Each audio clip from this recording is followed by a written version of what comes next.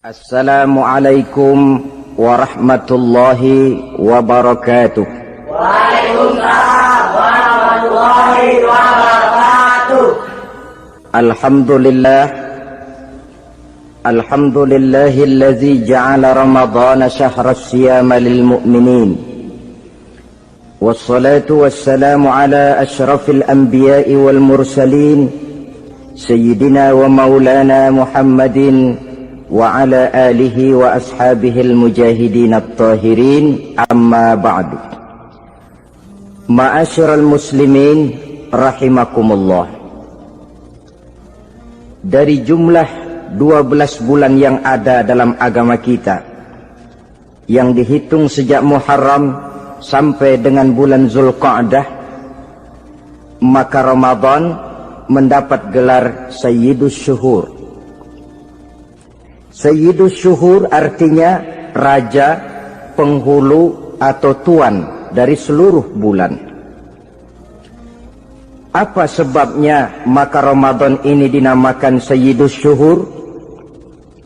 Sebab yang pertama, Ramadan dipilih oleh Allah menjadi bulan tempat di mana pertama kali diturunkan ayat-ayat suci Al-Quranul Karim. Allah tidak memilih Rabiul Awal, tidak Rajab, tidak pula Sya'ban misalnya, tetapi dipilihnya Ramadan untuk menjadi bulan di mana diturunkan ayat-ayat suci Al-Quranul Karim, seperti yang dijelaskan dalam surah Al-Baqarah ayat 185. A'udzu billahi minasyaitonir rajim. Syahrul Ramadan allazi unzila fihi al-Qur'an hudan linnasi wa bayyinatin minal huda wal furqan. Bulan Ramadan, bulan di mana diturunkan di dalamnya Al-Quranul Karim, yang merupakan petunjuk dan jalan menuju petunjuk bagi orang-orang yang beriman. Oleh sebab itu, salah satu bentuk ibadah yang sangat dianjurkan di bulan Ramadan diantaranya ialah memperbanyak membaca ayat-ayat suci Al-Quranul Karim. Yang kedua, Ramadan disebut Sayyidus Syuhur karena di dalamnya ada satu malam yang bobotnya khairun min alfi syahr. Satu malam tetapi lebih baik daripada 1000 bulan. Itu dinamakan dengan Lailatul Qadar. 1000 bulan kira-kira 83 tahun. Nilai ibadah di malam itu lebih baik daripada nilai ibadah 83 tahun. Padahal umur orang sekarang kan jarang yang sampai 83 tahun. Bagaimana ini harus kita pahami? Ma'asyiral muslimin, sejak kita akil balik sampai kepada usia kita yang sekarang ini, kalau kita mau jujur bercermin, rasanya kita harus mengakui banyak dosa dan kesalahan yang pernah kita kerjakan. Kalau kita berbuat dosa selama 40 tahun, kemudian kita bertaubat 20 tahun lamanya, kalau menurut rumus dagang, ini kan belum tertutup.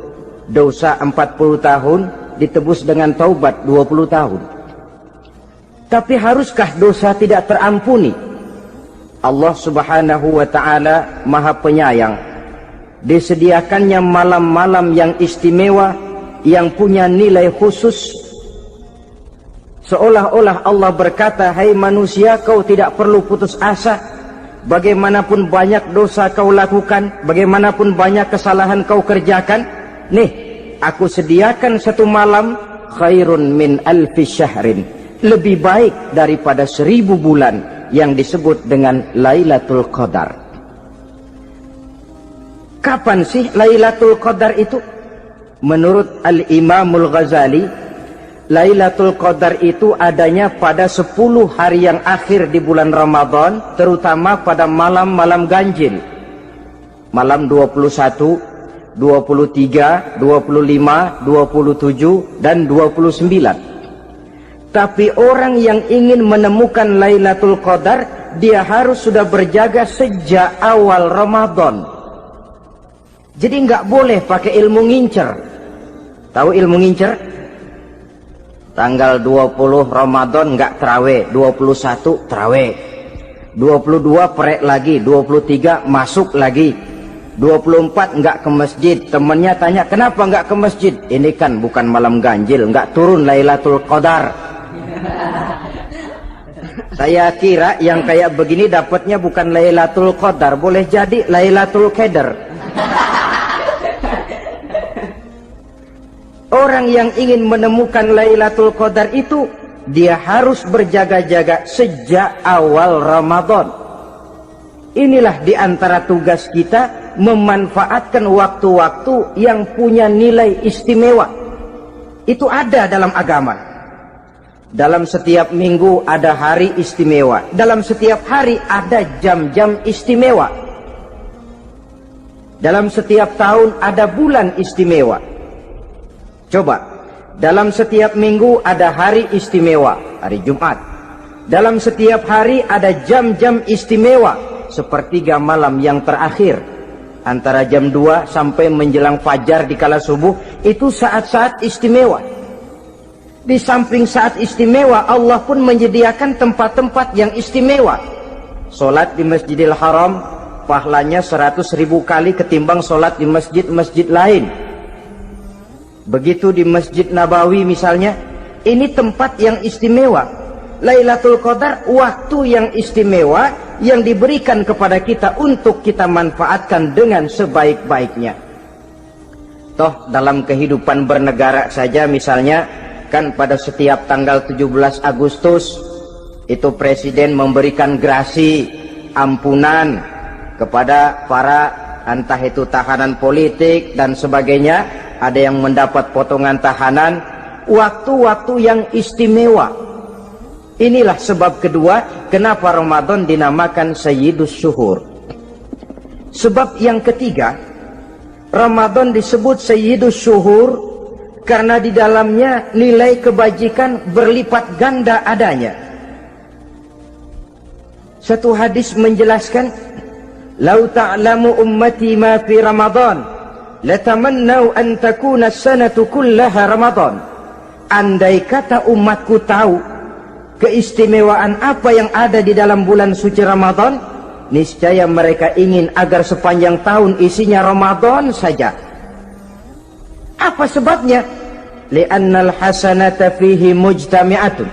Di dalam bulan Ramadan itu berkumpul segala macam kebajikan. Wa ta'atu maqbulatun. Segala perbuatan taat diterima oleh Allah. Wa da'awati mustajabatun. Segala macam doa dan permohonan dikabulkan oleh Allah. Wa dzunuba maghfuratun. Dan segala macam dosa diampuni oleh Allah Subhanahu wa ta'ala. Berlipat gandanya nilai kebajikan yang kita kerjakan di bulan suci Ramadan. Itu sebabnya seorang muslim dalam menyambut bulan suci Ramadan penuh dengan sikap kegembiraan. Kata baginda Nabi, "Man fariha bidukhuli Ramadan, haramallahu jasadahu 'alan niran."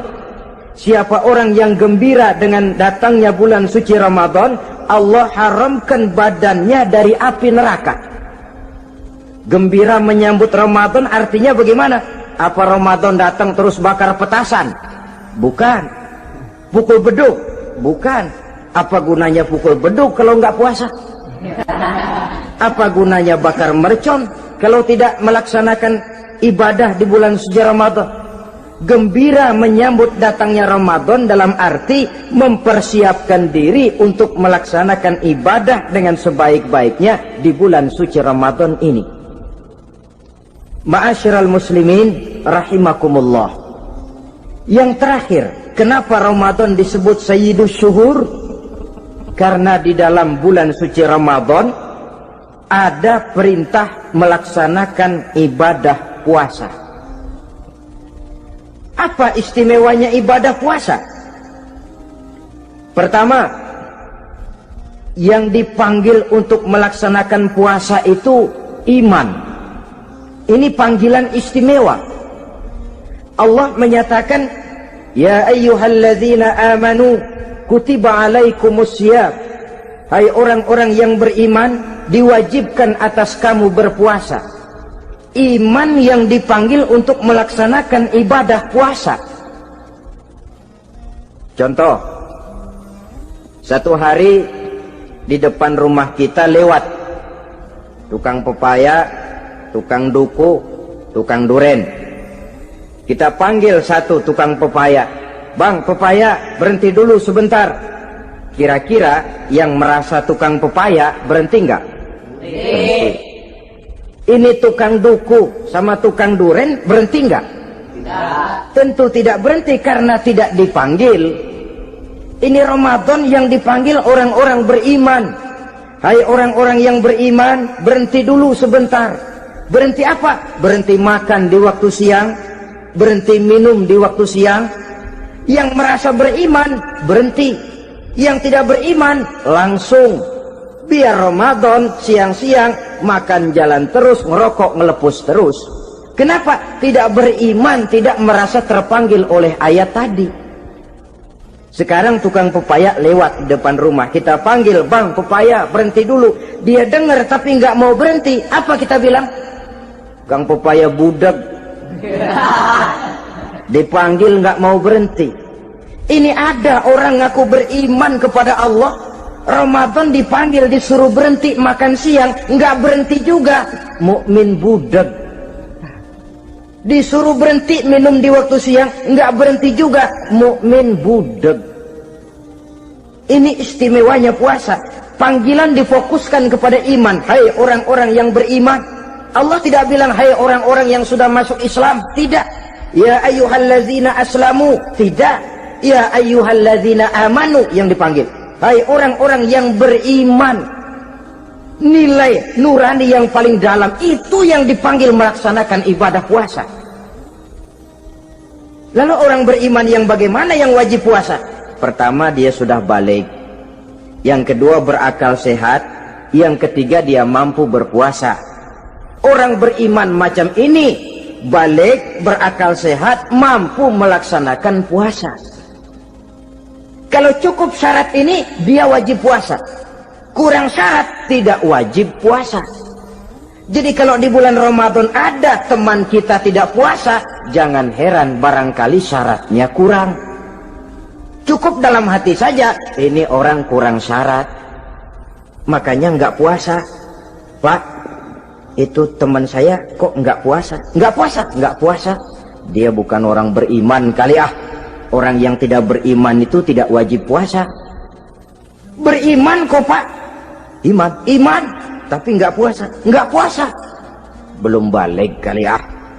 Belum balik, cuma badan doang gede. Bongsor kali itu. Belum balik. Sudah kok Pak, sudah balik. Sudah balik, sudah. Tapi nggak puasa. Enggak. Gila kali dia ah. Gila kali, sebab orang yang tidak berakal itu tidak wajib puasa.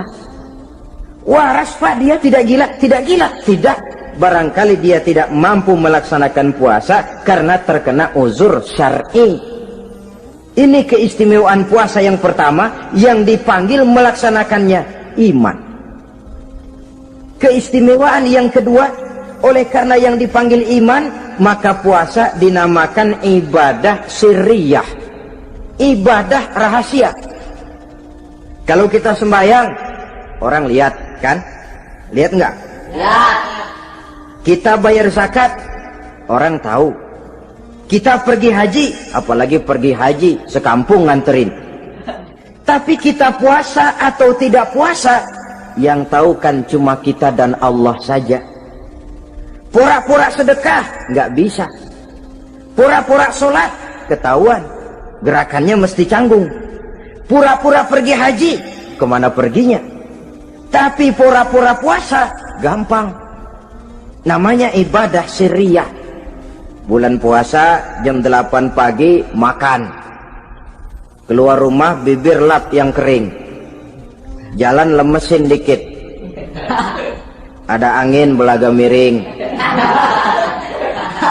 Temennya tanya, "Lu lemes amat." "Gua lagi puasa nih." Orang lain bisa dibohongi. Sebab puasa memang merupakan ibadah sirriyah yang tahu cuma kita dan Allah saja. Karena dia ibadah rahasia, puasa ini sulit terkena penyakit riya. Ibadah yang lain karena kelihatan orang, gampang kena penyakit riya, to show only.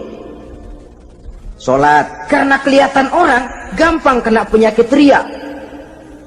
Karena saya jadi imam, misalnya di belakang saya lihat ada mertua, wah, saya bikinlah sembahyang saya mantap-mantap, pakai serban, pakai siwak, bahasanya saya paseh-pasehin kayak orang 16 tahun di Mekah. Wah, ufolli warwal maghribi salasa raka'atin Allahu Akbar. Surahnya saya cari yang panjang-panjang, paling pendek sabbihis sama wadduha. Akibat apa itu? Riya, di belakang ada calon mertua. Tapi kalau sholat sendirian dalam kamar, boro-boro pakai serban dan siwak, kadang-kadang kaos kutang saja cukup. Surahnya jangan sabbih sampai wadduha, langganannya inna a'toinakal kautsar sama qul huwallahu ahad. Karena sholat terlihat orang, mudah kena penyakit riya. Sedekah pun begitu. Mulanya niatnya cuma mau sedekah 5.000, karena ada orang yang disedekahsegani naik 10.000, yang 5.000 sudah karena orang.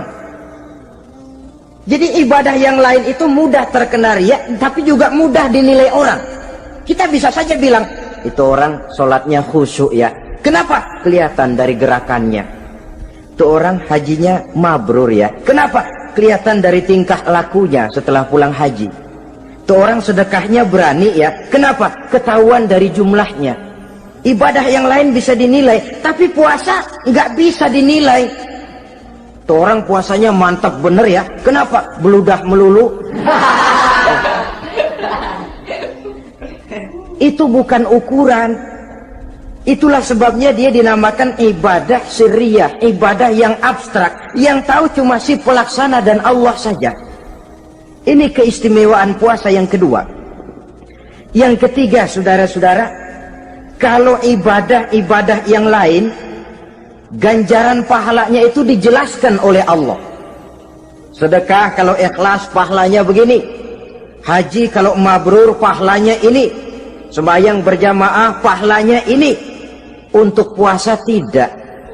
Puasa Allah cuma bilang as-siyamu li wa ana ajzi bihi. Puasa adalah untukku, aku yang akan membalasnya. Berapa besar balasannya tidak dijelaskan oleh Allah. Apa artinya ini? Kalau saudara kerja, mandor bilang, sampean kerja sama saya, gaji satu hari 5.000. Ketahuan kan, sehari 5.000. Kita bisa kong kalingkong, ada mandor rajin, nggak ada mandor kendor. Pokoknya sehari 5.000. Tapi kalau mandor cuma bilang, kau kerja sama aku, soal gajimu nanti aku yang atur. Tidak dijelaskan berapanya, nanti aku yang atur. Ini kan mestinya kita kerja hati-hati. Sebab apa? Mungkin gaji kita lebih besar dari jumlah 5.000 kalau kerjaan memuaskan. Mungkin tidak digaji sama sekali kalau kerjaan berantakan. Tidak dijelaskannya pahala puasa menjadi sugesti bagi kita untuk melaksanakan ibadah ini dengan sebaik-baiknya. Mungkin gaji sangat besar, mungkin tidak digaji sama sekali. Sebab kata Nabi, kam min shaimin laisa lahu min siyamihi illa al-ju' wal 'atsh. Berapa banyak orang puasa, dia tidak memperoleh apa-apa dari puasanya kecuali lapar dan haus saja. Puasa sah, kewajiban gugur, nilai 0. Tidak dapat apa-apa kecuali lapar dan haus. Jadi inilah keistimewaan daripada ibadah puasa. Saudara hadirin yang saya hormati, kemudian apa sih perlunya kita melaksanakan ibadah puasa ini? namanya syahwat. Kalau itu kita kendalikan, maka langkah hidup ini akan menjadi lurus karenanya. Benar kalau Nabi menyatakan, "Iza jaa Ramadan, futihat abwabus sama, wa ghulliqat abwabun nar, wa sufsidatis sayatin." Apabila datang bulan suci Ramadan, dibuka pintu langit, dibuka pintu surga, ditutup pintu neraka, dan diikat setan-setan itu. Siapa yang ikat setan? Puasa kita. Dengan puasa kita mengendalikan nafsu. Kalau nafsu kita kendalikan, setan nggak berkutik. Jadi yang mengendalikan nafsu itu nilai puasa. Nafsu terkendali, setan terikat. Kalau puasa, kalau nggak puasa, setannya ngebludak. Jadi jangan digambarkan, wah kalau bulan puasa setan dirantai. Rantainya kayak apa? Yang rantai siapa? Arti setan diikat di sini ialah nafsu dikendalikan. Dengan apa? Mengatur makan dan minum. Puasa kan sebenarnya logikanya mengatur perpindahan waktu makan dan minum saja. Apabila perut besar ini teratur demikian rupa, syahwat tidak menggelegak, dia terkendali. Dengan hidup pandai mengendalikan nafsu, iblis tidak berdaya dan tidak berkutik. Ma'asyiral muslimin rahimakumullah, Nabi bersabda, "La yu'minu ahadukum hatta takuna hawahu taba'an lima ji'tu bih." Belum sempurna iman kamu kalau nafsumu belum ikut apa yang aku bawa. Yang dibawa Nabi tidak lain daripada syariat, termasuk di dalamnya pelaksanaan ibadah puasa. Karena itu saya pesan kepada seluruhnya, jangan kalau puasa kayak orang ngancem. Siang bisa mengendalikan nafsu, tapi begitu maghrib berbunyi, nafsu sudah tidak terkendalikan lagi. Itu namanya puasa orang ngancem. Kayaknya biarin siang gua tahan, ntar lo maghrib. Begitu maghrib berbunyi, sudah macam bendungan pecah. Semua isi meja pindah ke perut. Akhirnya kalau siang dia setengah mati kelaparan, habis buka setengah mati kekenyangan. Dua-duanya jelek. Kalau sudah kekenyangan, yang enak kan ngukur balik. Tidur. Maghrib liwat, isya out, trawek boten. Temennya nyamper ke masjid yuk terawih duluan deh, gua kenyang bener nih. Kenyang. Berbuka itu yang bagus pakai etik ya, etika buka itu. Maghrib berbunyi, cukup seteguk air, 3 butir korma atau sepotong kue. Sholat maghrib. Selesai sholat maghrib, masuk ronde kedua. Waktunya agak panjang, makan ala qadarnya. Selesai makan, berangkat ke masjid, isya, tarawih. Pulang tarawih, masuk ronde ketiga. Waktunya panjang, mau habis-habisan juga nggak apa-apa. Tapi kalau begitu maghrib berbunyi langsung dipukul 1 ronde, kita yang rubuh. Kekenyangan. Waktu siang dia sanggup mengendalikan nafsu, tapi begitu maghrib berbunyi, nafsu sudah tidak terkendali lagi. Asar pengaruh puasa tidak akan membekas dalam jiwanya. Siang jelas puasa, nggak boleh ngerokok. Begitu maghrib sampai imsak kayak lokomotif, kelebul nggak berhenti-berhenti. Tidak lagi sanggup mengendalikan diri, mumpung boleh katanya. Sampai pernah kejadian ada orang bangun sahur kesiangan, bingung dia waktunya tinggal dikit. Mau sahur dulu nggak keburu ngerokok, mau ngerokok dulu takut nggak keburu sahur, akhirnya bareng. Sebelah nyuap nasi, sebelah ngerokok. Itu macam mana rasanya kalau sudah kayak begitu itu? Padahal pengaruh daripada melaksanakan puasa akan terlihat dari sejauh mana seseorang dalam hidup mampu mengendalikan nafsu. Bukan pada waktu memang dilarang, tapi pada waktu diizinkan. Di situ yang paling kelihatan. Kalau waktu siang saudara mampu mengendalikan nafsu, itu jelas saja memang seharusnya wong puasa. malam dalam keadaan makan boleh, minum boleh, masih mampu mengendalikan nafsu, dalam arti makan dan minum pada batas yang wajar saja, itulah yang dikehendaki dari melaksanakan ibadah puasa. Sehingga ibadah itu membekas dan ikut membentuk kepribadian orang. Sekali lagi, jangan cuma waktu siang saja bisa mengendalikan nafsu.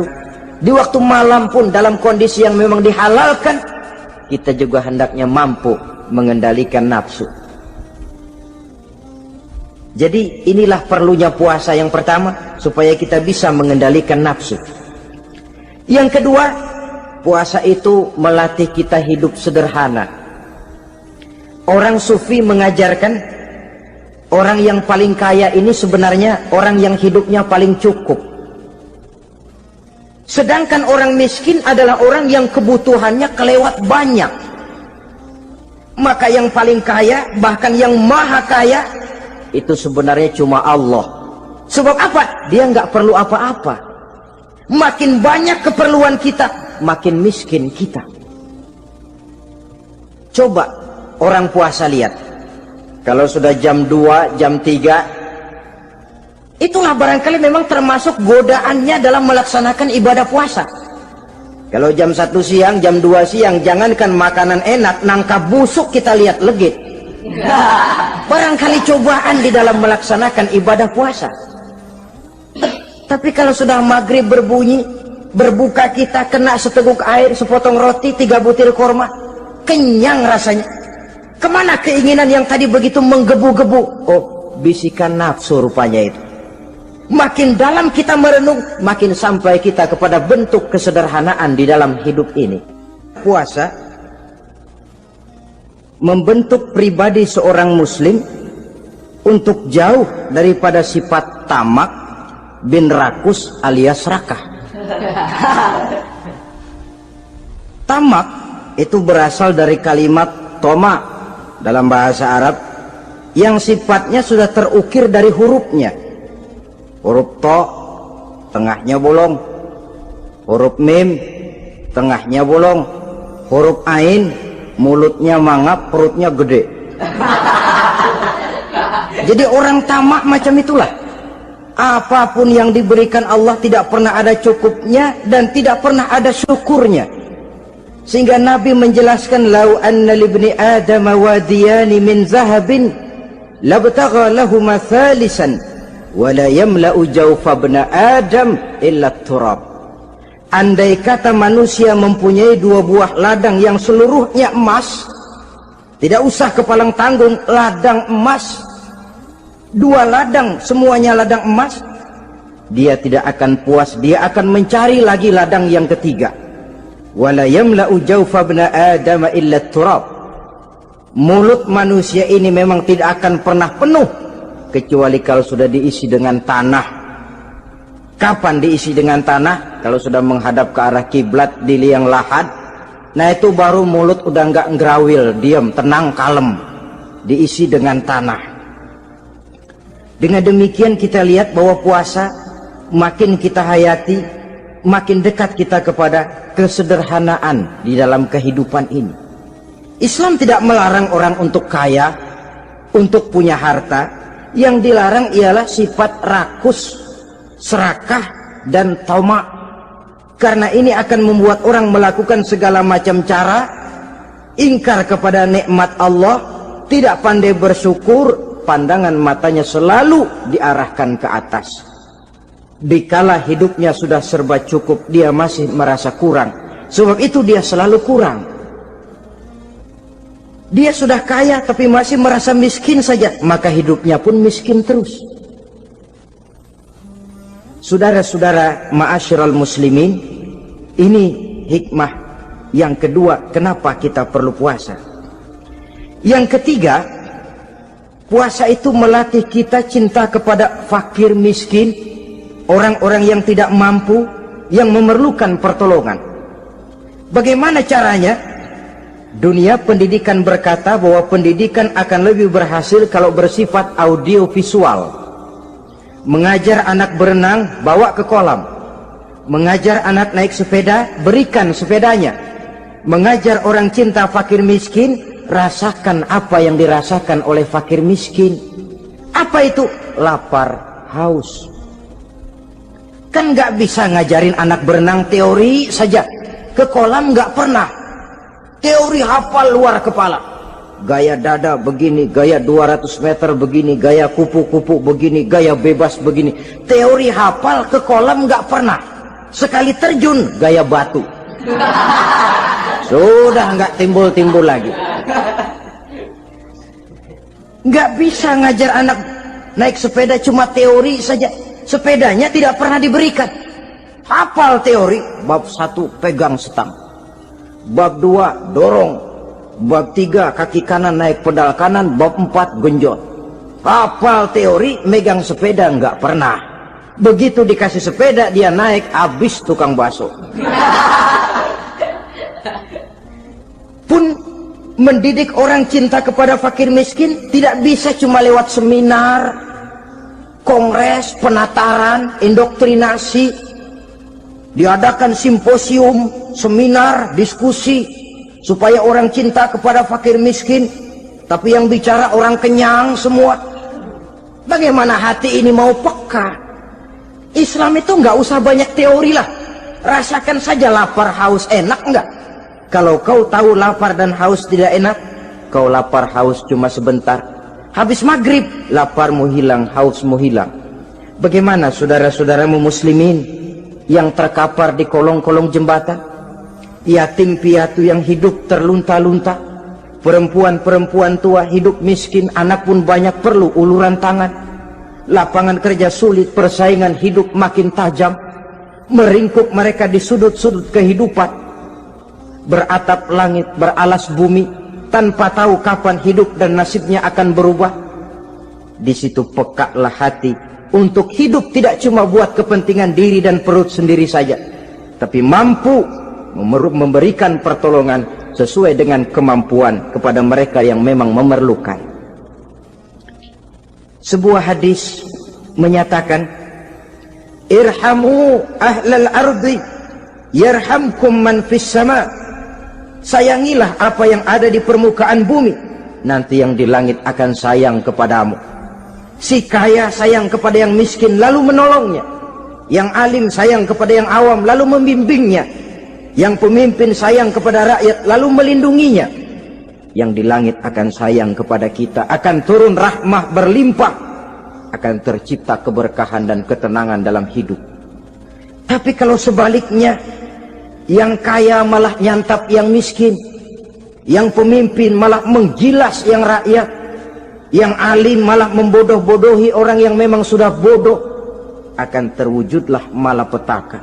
Bukan rahmah yang turun dari langit, tapi azab akan menimpa kita semua. Orang yang menghayati lapar, menghayati haus, akan timbul kepekaan sosial. Hidup tidak cuma untuk diri sendiri saja, tapi mampu melihat lingkungannya. Yang keempat, kita perlu puasa untuk menumbuhkan sifat jujur dan disiplin. Coba lihat, kalau tengah hari bulan puasa, andai kata saudara masuk ke dalam kamar seorang diri, saudara kunci dari luar, lalu saudara makan, tidak seorang pun tahu. Tapi kenapa itu tidak kita lakukan? Ada semacam perasaan malu, malu kepada Allah. Iya, orang lain tidak tahu. Iya, manusia bisa saya bohongi, tapi Allah. Atau umpamanya waktu sholat zuhur, saudara sholat zuhur di masjid, umpama ketika ngambil air wudhu, giliran ke kemur, saudara korupsi dikit aja, telan. Yang Nabi sumu tasihhu, berpuasalah kamu, badanmu akan sehat. Sebab apa? Saya katakan tadi, semua energi dihasilkan dari perut besar sini. Itu makanan yang kita makan, mulai dari keju sampai singkong, mulai dari hamburger sampai combro, masuk perut besar, digiling, lalu ditransfer ke seluruh tubuh oleh perut besar ini. Mekanisme kerjanya persis pabrik besar. yang kalau kita hayati Allahu Akbar. Fatabarakallah ahsanul khaliqin. Ini tangan supaya kuat kerja perlu vitamin apa? Kirim ke tangan. Mata supaya awas perlu vitamin apa? Kirim ke mata. Bibir supaya nggak pecah perlu vitamin apa? Kirim ke bibir. Oleh perut besar ditransfer ke seluruh tubuh. Sisanya yang nggak perlu keluar jalan belakang. Kalau perut besar ini terus-menerus bekerja, ibarat mesin diforsir, dia akan cepat rusak. Maka datang bulan Ramadan, perut besar itu jangan terlalu diforsir, diberikan tenggang waktu istirahat. Sehingga Nabi memberikan jaminan sumu tasihhu, berpuasalah kamu, pasti kamu akan sehat. Buktinya orang mati kelaparan banyak, tapi yang mati karena puasa, kalau puasanya betul, nggak ada. Maka Islam itu agama yang sesuai dengan fitrah ya. Buktinya apa? Puasa wisol itu bukan saja tidak boleh, tapi haram. Puasa wisol artinya puasa nyambung. Dari pagi sampai maghrib, sampai malam, sampai besok pagi lagi terus-terusan puasa, haram. Karena itu bertentangan dengan fitrah. Islam tidak, cukup dari waktu imsak sampai datang waktu maghrib. Kenapa? Menurut perhitungan itu sesuai dengan daya kemampuan maksimal manusia. Sudah diukur itu. Allah yang bikin manusia kok. Jadi kalau Allah perintah puasa, itu sudah dalam kemampuan daya tampung dari kapasitas yang dimiliki manusia. Orang mati kelaparan banyak, yang mati karena puasa nggak ada. Belum pernah saya dengar ada warta berita, sari berita-berita penting dalam siaran ini, gara-gara bulan puasa orang Islam pada mati. Nggak ada. Yang mati kelaparan banyak, tapi yang mati karena puasa tidak ada. Nabi menjamin sumu tasihhu, berpuasalah kamu, pasti badanmu akan sehat.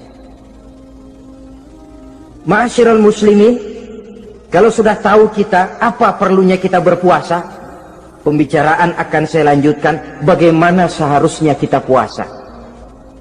Puasa yang ideal itu yang bagaimana? Al-Imamul Ghazali menjelaskan, orang yang puasa itu ada 3 macam. Pertama, saumul awam, puasanya orang kebanyakan. Orang macam ini merasa sudah puasa asal tidak makan, tidak minum, puasa sudah. Pokoknya tidak makan, tidak minum, itulah puasa. Ini puasanya orang awam. Matanya tidak pernah puasa, kupingnya tidak puasa, kakinya tidak puasa, tangannya tidak puasa. Ini puasa orang awam, kebanyakan. Hasilnya tidak mustahil seperti yang dikatakan Nabi tadi. Berapa banyak orang puasa tidak mendapat apa-apa dari puasanya kecuali lapar dan haus. Puasa sah, kewajiban gugur, nilai 0. Kan rugi ibadah semacam itu. Sebab jangan lupa, yang membatalkan itu kan 2. Ada yang membatalkan pahala puasa, ada yang membatalkan puasa. Bedanya apa? Kalau puasa batal, pahala jelas batal. Tapi kalau pahala yang batal, puasanya mungkin sah, kewajibannya gugur, tapi pahala tidak ada. Kalau yang membatalkan puasa sih umumnya kita bisa jaga itu. Sebab apa? Masalahnya konkret, kelihatan. Apa yang membatalkan puasa? Misalnya makan dan minum yang disengaja walaupun sedikit, batal.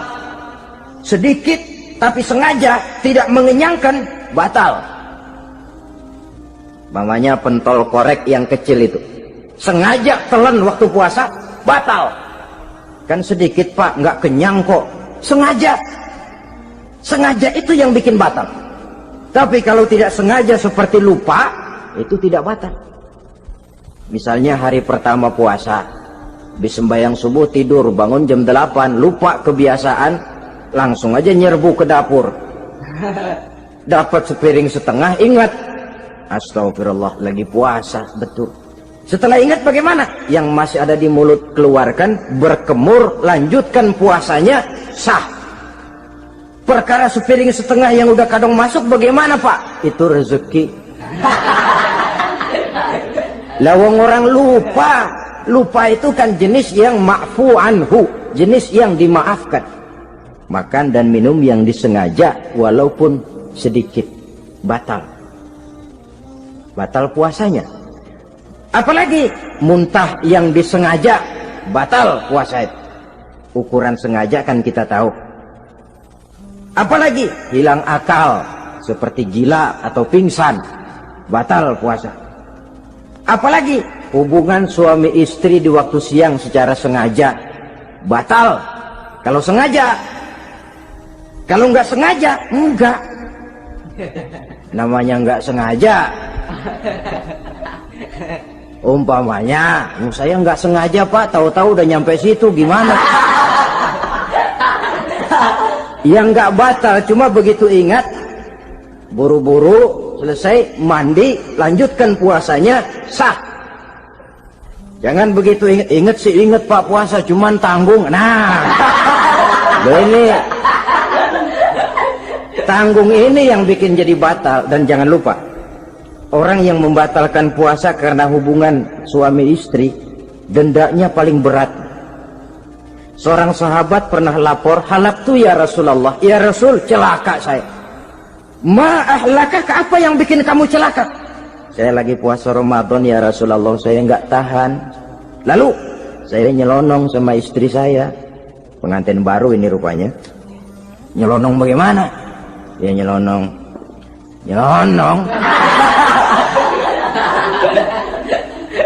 Melanggar dia, tapi jujur, lapor.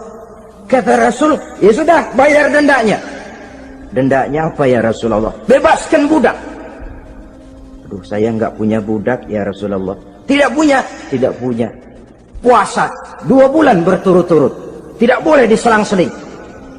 Syahraini mutatabi'aini, 2 bulan berturut-turut, tidak boleh diselang-seling. Gimana? Sanggup puasa 2 bulan berturut-turut? Enggak kuat ya Rasulullah.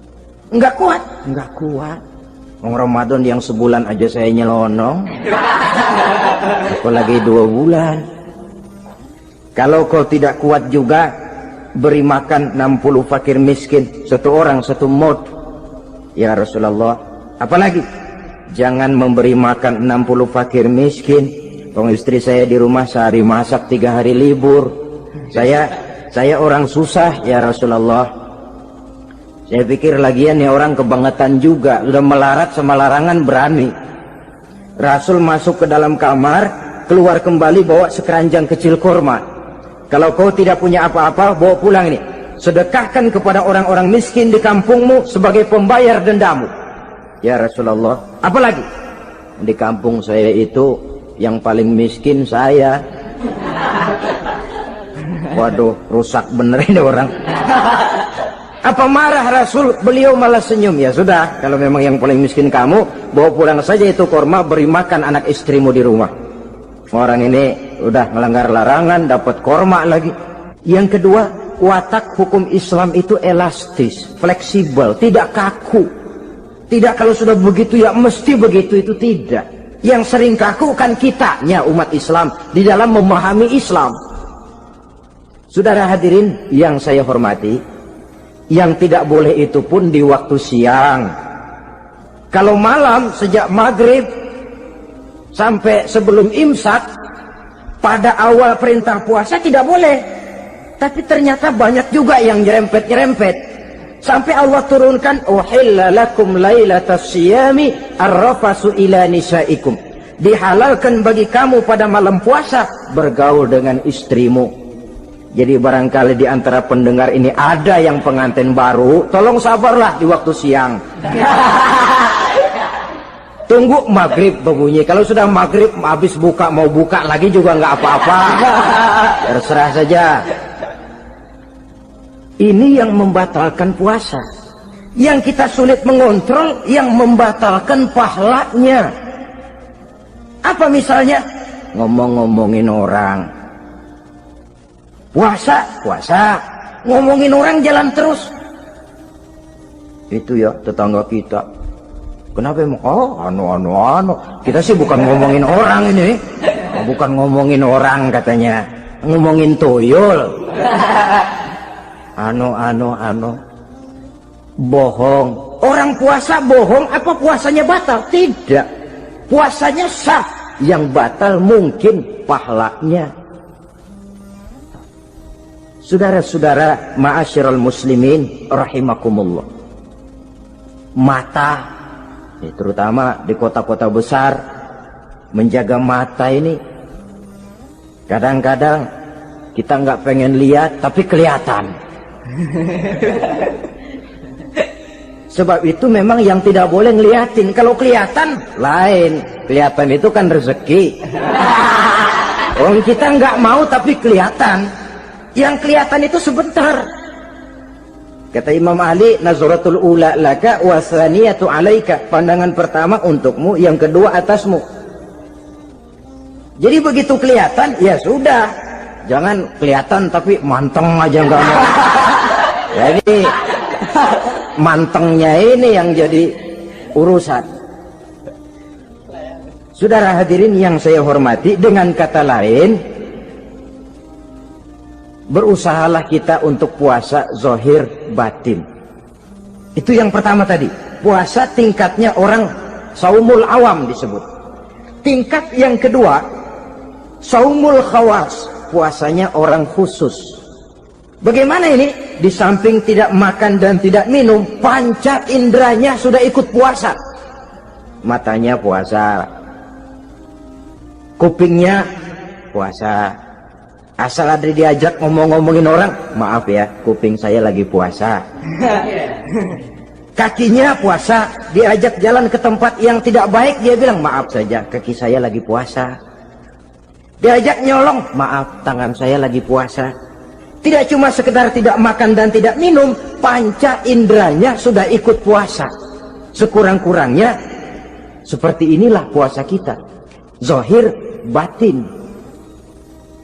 Nah, yang tertinggi disebut saumu khawasil khawas, puasa orang khusus yang lebih khusus lagi.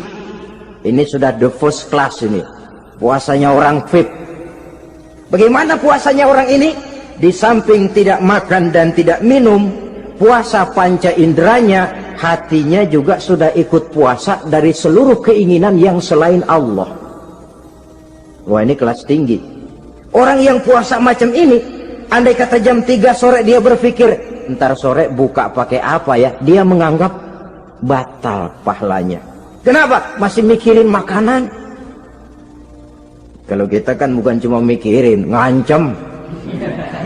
Waduh, jam 5 di meja udah berderek es kopior, kelapa muda, cendol. Apa yang mau diminum lebih dulu?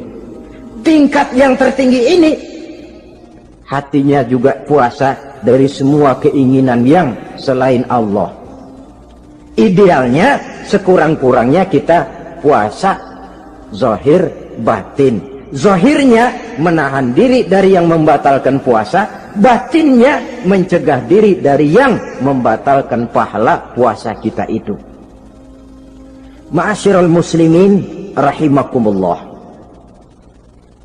Terakhir, Rasulullah sallallahu alaihi wasallam membagi bulan Ramadan itu menjadi 3 bagian.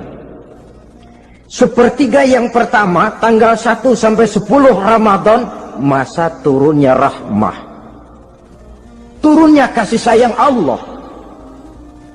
Kalau istilah sepak bola, tanggal 1 sampai 10 Ramadan ini disebut babak semifinal, babak penyisihan.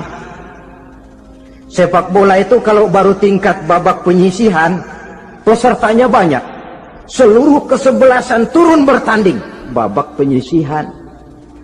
Ramadan tanggal 1 sampai 10, babak penyisihan, putaran pertama.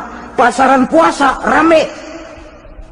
Masjid musola full house, meledak, tidak sanggup menampung jamaah yang tarawih itu. Yang tadarus meriah. Kenapa? Maklum babak penyisihan, seluruh kesebelasan turun bertanding. tanggal 1 sampai tanggal 10 Ramadan.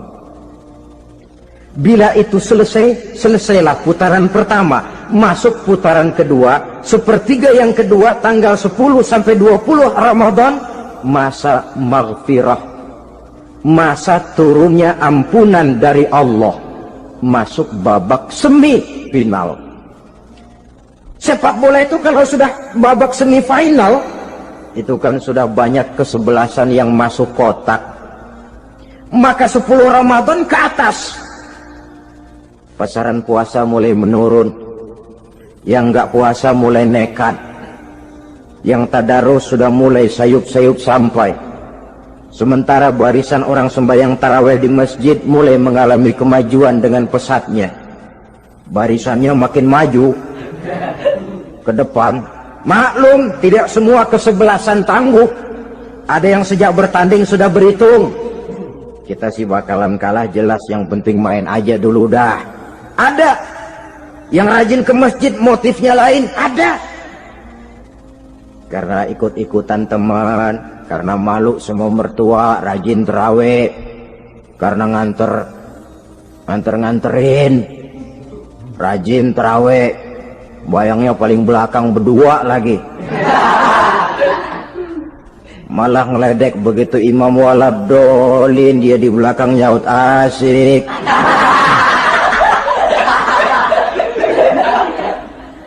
Yang kayak begini ini sudah nggak bakal tahan lama, akan gugur di babak semifinal. Puncaknya putaran terakhir tanggal 20 sampai akhir Ramadan, masa itkun minan nar, masa pembebasan dari api neraka, masuk babak final. Kalau sudah babak final, ya pesertanya nggak banyak sudah. Ramadan tanggal 20 ke atas babak final, pesertanya nggak banyak. Sebab apa?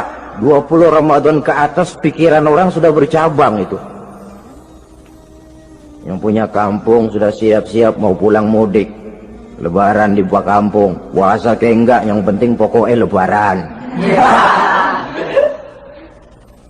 Yang pegawai negeri gajinya kecil, anaknya banyak, palanya ngebet.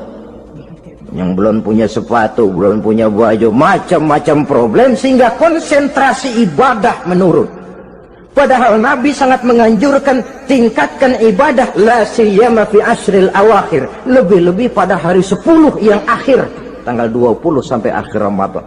Di situ dianjurkan memperbanyak ibadah, i'tikaf, tarawih, tadarus Quran, bersedekah, amalan-amalan sunnah yang sangat dianjurkan di bulan suci Ramadan ini. Nah, mereka yang keluar sebagai finalis Ramadan, Allah subhanahu wa ta'ala berkenan memberikan piagam penghargaan.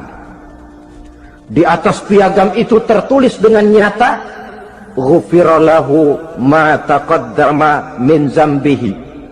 Pemegang piagam ini dinyatakan keluar sebagai finalis Ramadan, kepadanya diberikan penghargaan dengan jaminan ampun terhadap seluruh dosa yang pernah dia kerjakan. Sehingga dia keluar Ramadan, masuk 1 Syawal seperti bayi baru dilahirkan oleh ibunya, bersih tanpa dosa karena sudah dibersihkan oleh ibadah Ramadan. Sehingga masuk Syawal, dia rayakan Idul Fitri, dia pantas mengucapkan minal aidin wal faizin. Minal aidin artinya semoga kita termasuk orang yang kembali. Kembali kemana? Kembali kepada fitrah. Seperti bayi baru dilahirkan oleh ibunya, tidak punya dosa kepada Allah karena sudah dibersihkan oleh ibadah Ramadan.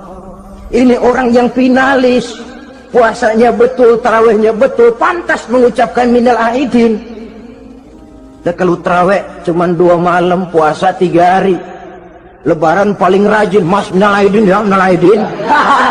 Nggak tahu diri lu, minal aidin dari mana? Saudara hadirin, dosa kepada Allah bersih oleh ibadah Ramadan. Tinggal dosa kepada sesama manusia, berhalal bihalal di hari raya Idul Fitri. Nah, inilah pembicaraan kita pada pertemuan kali ini, dengan harapan mudah-mudahan ibadah kita diterima Allah, kita keluar sebagai finalis yang pada akhirnya masuk ke dalam kelompok minal aidin wal faizin, orang yang kembali suci kepada fitrah dan orang yang beruntung. Dengan semangat inilah kita rayakan Idul Fitri, hari raya kembali kepada fitrah. Terima kasih banyak atas segala perhatian, mohon maaf atas segala kekurangan. Usikum wa nafsi bitaqwallah. Wassalamualaikum warahmatullahi wabarakatuh. Terima kasih telah menonton video ini. Semoga bermanfaat. تنهدى يا صاحي كي تستريح وبث